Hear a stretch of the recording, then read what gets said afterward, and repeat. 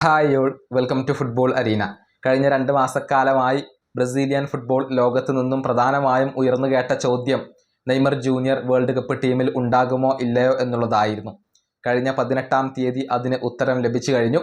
നെയ്മറെ Carlo Ancelotti world cup സ്ക്വാഡിൽ ഉൾപ്പെടുത്തിയത് എല്ലാവർക്കും സന്തോഷം നൽകിയ കാര്യമായിരുന്നു. ഇതുമായി ബന്ധപ്പെട്ട മറ്റൊരു കാര്യം കൂടി നമുക്ക് ലഭിച്ചിട്ടുണ്ട്.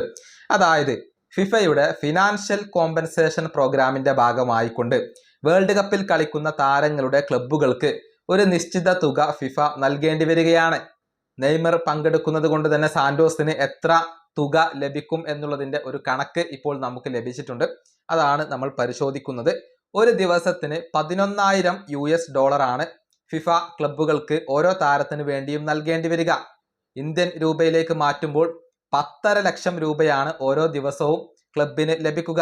അതായത് വേൾഡ് കപ്പിന് വേണ്ടി ദേശീയ ടീമിന് ഒഫീഷ്യലായിക്കൊണ്ട് ഓരോ താരവും എത്ര ദിവസം ലഭ്യമായിരിക്കും അത്രയും ദിവസം ഈ തുക ലഭിക്കും. അഥവാ $11,000 ഫിഫ അവരുടെ ക്ലബ്ബുകൾക്ക് നൽകും എന്നുള്ളതാണ്.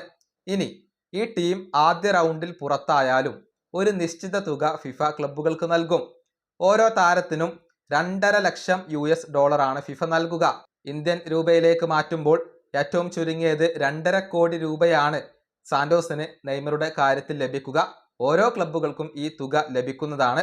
അതായത് വേൾഡ് കപ്പിൽ പങ്കെടുക്കുന്ന ഓരോ താരത്തിൻ്റെ പേരിലും വലിയ തുകയാണ് ക്ലബ്ബുകൾക്ക് ഫിഫ ഇപ്പോൾ നൽകിക്കൊണ്ടിരിക്കുന്നത്. മാത്രമല്ല താരങ്ങൾക്ക് പരിക്കേറ്റാൽ നല്ല രീതിയിലുള്ള നഷ്ടപരിഹാരവും ക്ലബ്ബുകൾക്ക് ഫിഫ നൽകേണ്ടി വരും. ഇത്രയും അപ്ഡേറ്റുകളാണ് നമുക്ക് ലഭിച്ചിട്ടുള്ളത്. അതായത് ഒരു വലിയ തുക സാന്റോസിന് ലഭിക്കുകയാണ്. നെയ്മർ ജൂനിയർ വേൾഡ് കപ്പിൻ്റെ ഭാഗമാകുന്ന ഓരോ ദിവസത്തിനും $11,000 അഥവാ 10.5 ലക്ഷം രൂപയാണ് സാന്റോസിന് ലഭിക്കുക.